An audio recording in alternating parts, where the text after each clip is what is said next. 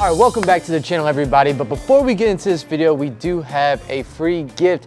In the description is a free video from our Master the Lane course. If you're interested in some more coaching, please click that link, go check it out. And now we have 3 tips to improve your league average today. We want to get off to a hot start. Brad, league's right around the corner, or just starting, or we're just getting into it. How do we start improving that average, dude? I know, man. Here comes league. Whether we were 150, 160 average or 200 or 210 average, we want to average what?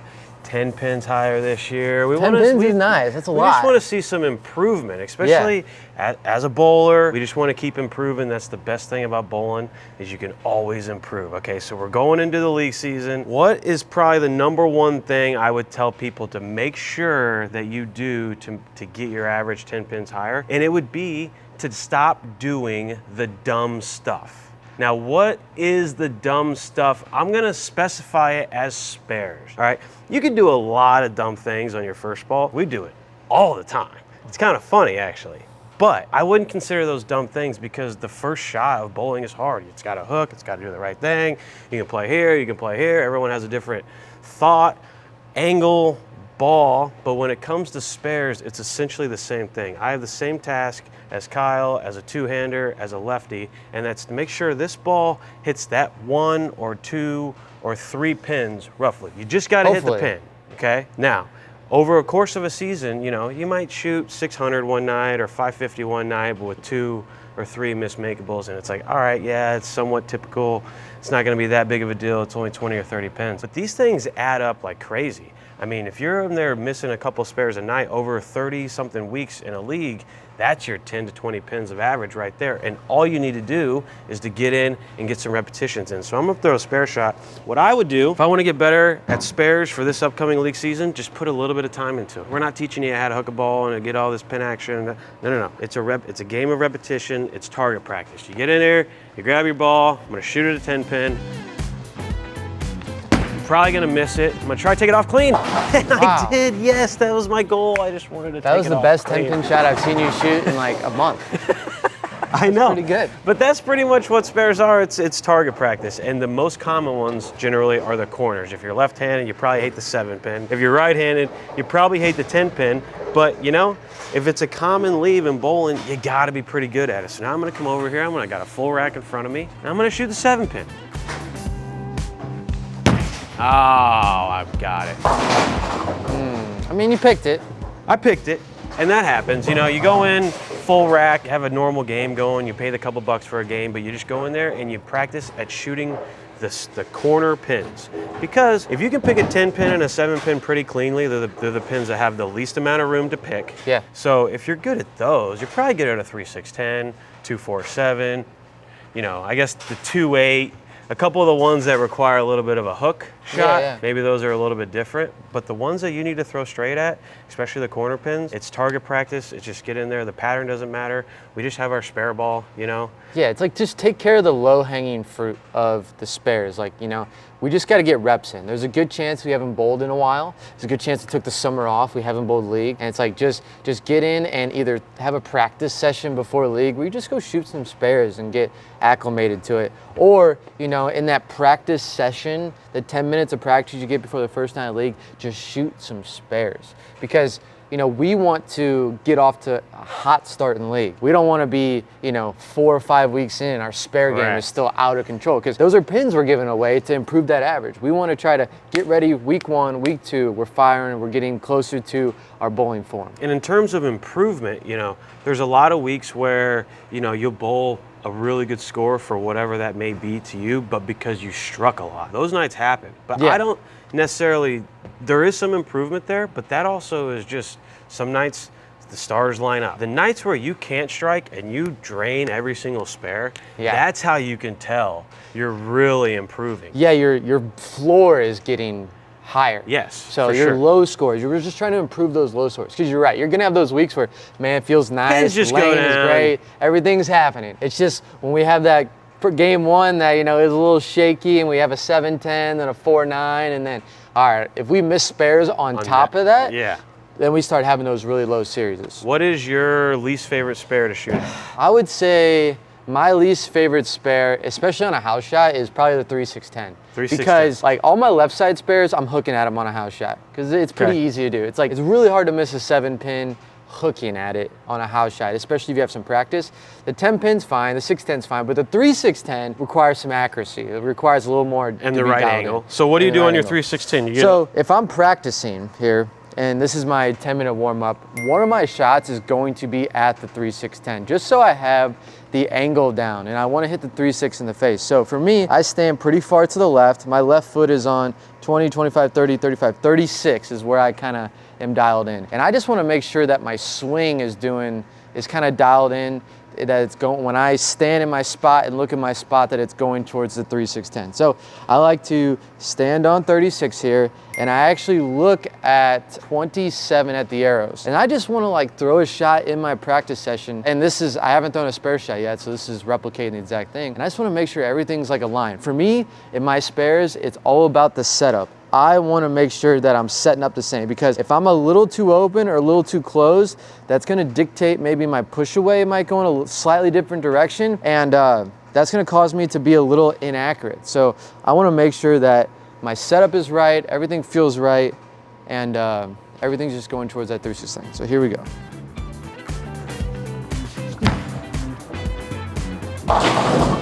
Would have nailed it. Would have nailed it. I want to make sure I get that dialed in the practice. The couple shots I'll throw at it, because the last thing I want to do is I'm worried about getting lined up. I'm worried about getting lined up. And then the first shot, maybe I'm a little nervous. You know, it's the first shot of the league.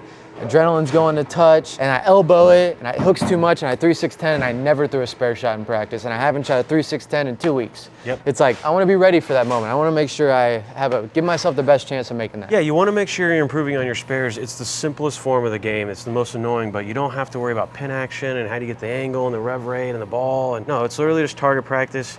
You're going to miss some more than others. You come in here and you just go through the motions. Yeah. You get comfortable where your feet are and your alignment, and you try and really replicate that for the rest of your life. I mean, you're not shooting a 10-pin differently than you were 15, 20 years ago. It's the same thing. Same thing. So in a lot of ways, it's the simplest form. So make sure we're not making dumb mistakes by missing our spares. All right, so now our second tip to really make sure you're getting most out of your league is to kind of be prepared for anything. Now, Kyle, when we bowl 36 weeks in a league, there's a really good chance you're not going to bowl all 36 weeks doing the exact same thing. No. The lanes are supposed to be the exact same every night, from pair to pair, when it's 90 degrees out, when it's 30 degrees outside. They're supposed to be the exact freaking same. Don't you know that? And if they're not, it's the lane man's fault. Oh, like, why is the lane man changing them from week to week? Listen. No, I know it's not my fault, that's for sure. Oil is slippery, and we have round bowling balls on some round pins. Like, every week really is different. And if we look at the highest average ever, Jeff Carter, 261 for an entire league season, I think like 90-something games. He bowled the super late night shift at 9 p.m., so he'd bowl some after another league. So he had it was not the same at all week to week. And we just have to be somewhat prepared for that, right, Kyle? Yeah, I would say you need to be able to handle adversity. The good bowlers, the ones that have really high averages, they aren't the ones, you know, I can't tell you how many times we walked into a center, you know, and heard, oh, they're not the same. Oh, this is wrong. And just blaming everything but yourself. It's like, you were the one throwing the shot. You were the one bowling. Like, everyone else, maybe other people were able to make changes, but the good bowlers, the ones that are really doing well, adapt, you know, really to those changes. You know, they're not saying, oh, they're different and I'm screwed. No, they're, how can I battle this? How can I change it? I know my most successful bowling leagues that I've had last year averaged like 250 in a league. I threw probably 7 different types of balls throughout the league. It's not a concept of coming in, and if you're gonna have your highest week, you know, it's not that, you can't have the idea that you're gonna come in and do the exact same thing, like that's the recipe to have success. Right. No, it's your ability to adapt when, you know, yeah, you have to stand a couple more left, or maybe you have to throw it a little harder to get the pins to go through, or maybe you're a little stiff that night, and, you know, and you gotta battle through some physical game stuff. Maybe you have a bad day at work and you're ready to rip somebody's head off. You weren't in that mindset the week before when you bowled your 660 or whatever is really good for you. So let's put ourselves in a scenario. We just come in and Yeah, Brad, let's act like this is week 1 of house shot. Maybe the house shot changes from last year. What you're normally used to, maybe that's different. So Brad, if this is the house shot out here, how would someone, I think we're teaching them, you need to learn how to adapt to everything. Correct. Have an open mind. How would you attack a pattern that you really don't know what it's doing? Yeah, I mean, I'm always starting around board 10, the track,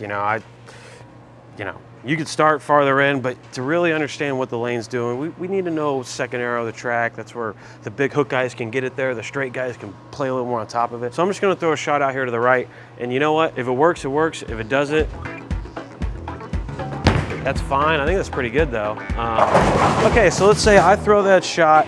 I get pretty good at that the first week. Maybe we actually do something pretty good. 660. I'm stoked, man. I'm calling my girlfriend like, hey, I just bowled 660. I can't believe it. I'm a 220 average bowler. And then if you're thinking that you're gonna do the exact same thing the next week, you're already kind of setting yourself short, because if you actually wanna be a 220 average bowler, you gotta be prepared to be able to do that 220 average, not doing exactly what you just did. Yeah, it's gonna feel different. For 660. You shouldn't plan on going in and just doing the exact same thing, because then you're gonna stare 540 right in the face. It's gonna happen, because you're kind of setting yourself short by coming in thinking that you're gonna do the exact same thing. It's just not the way bowling works. No, it's like you need to remember what you did, but hit the refresh button and it's a whole new thing. That 660 doesn't matter. You saw what worked and maybe it works again, or maybe some variation of it works, or maybe you had a feel that you can kind of keep executing, but you have to hit that refresh button on the execution and have an open mind and be willing to change. Because,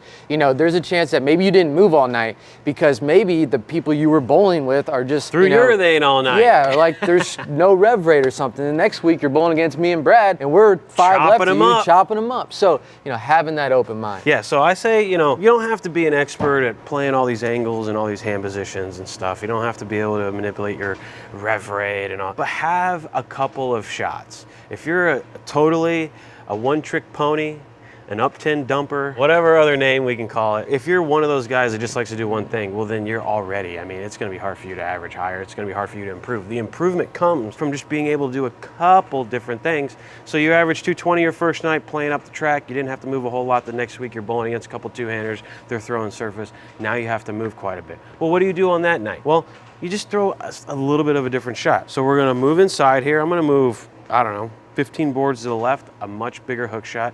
But the only thing I'm thinking of is I'm just gonna throw it slower. So this is my second shot. I got my normal shot. This is just to get a feel for what the lane's doing, right? Yeah, well, yeah, exactly. And when I have to play more inside, like on some nights you're probably going to, because the oil is weird and it moves. If you wanna continue that improvement, you need to make an adjustment.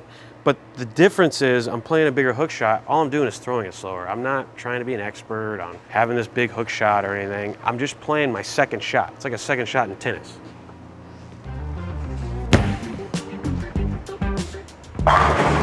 Now, the only reason I got that ball to hook so much more than the first one was because I threw it slower. You don't have to be an expert to be able to play one part of the lane and then to also play another part of the lane. You just gotta manipulate your ball speed a little bit, but that's the way I would attack dealing with adversity, is just making sure I'm prepared to play a couple different lines. Like I said, you don't have to be an expert, but you are going to have to make some adjustments. Yeah, absolutely. All right, so that brings us in to our third and last tip. Kyle, what do we got? All right, so we're not being salesmen here, all right? Because I know when we read the comments, it's going to be like, well, they're just trying to sell balls. No.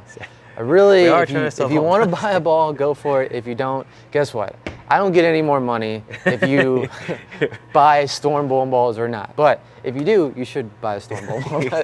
Anyway, no, we're talking about the cover stock of the ball. So likely if you're just starting up league, either you threw that ball last league season and that ball is sat all summer, a lot of times in the garage. It's been hot, it's either been cool, the temperature changes, all this residue that's in the cover stock is, the cover stock's clogged and dirty, and the ball is just not going to roll great. I just drilled this new Rockstar actually this morning.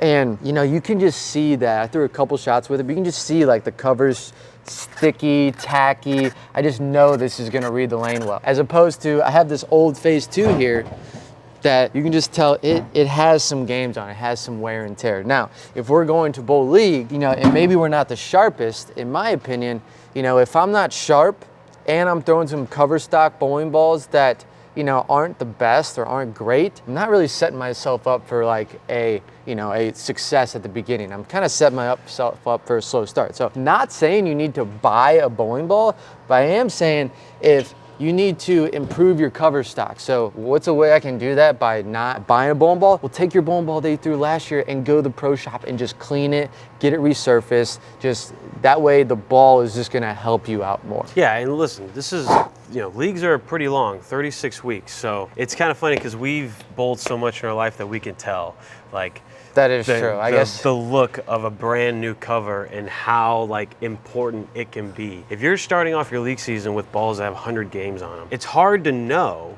because a lot of this stuff's trial and error. It's hard to know what that brand new ball, fresh cover would do. You know, it's kind of like you don't even know what it's going to do. So how do you know like if it would work or not? If you start your league season with a brand new ball, or if you make sure your cover's new, at least you know what it's going to do. It's going to eventually wear down. Yeah. But if you start off with a worn down bowling ball, there's just so many times where a brand new bowling ball, man, or the just new a ball fresh carry, cover, dude. dude. The new ball carry. You can't get it out of your hands. How many times we've drilled a brand new ball and we just don't want to get rid of it. Yes, Like we don't want to stop throwing it. So that's what we're looking for here. We want to make sure that when we start league, and again, you came to this video to raise your average. Well, we don't want to neglect those first couple weeks at league, if you will. Like we want to make sure we get off to a good start. So cleaning your bowling ball, taking it to the pro shop, getting it resurfaced, or getting a new cover, a new bowling ball in general, is a big deal if you want to raise your average. So I'm gonna throw this Rockstar first shot.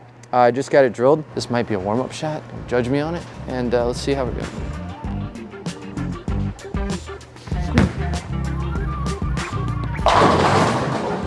Look at that. So I can just see, like feel that ball is digging in, and I didn't really put a whole lot of effort into that one, and like literally haven't thrown a shot for this whole video, and it just dug and made my job so much easier. Yeah, the whole idea of letting the ball do the work, when you're bowling your best, you're absolutely going to be letting the ball do the work. It's going to feel that easy. You're going to be in rhythm. The ball's just doing its thing, and it's nice when the ball's just doing its thing. And there's times where just the very freshness of the ball just gives you the world. Yeah, because it just reads that mid lane nice. a bit better, and then nice. You just watch that 6 go into the 10 and go, and you're like, yes. All right, now this is, I haven't thrown this ball yet. I'm gonna stay in the same spot here with this phase 2 that has a little more games on it. It's still usable, and let's see what it does.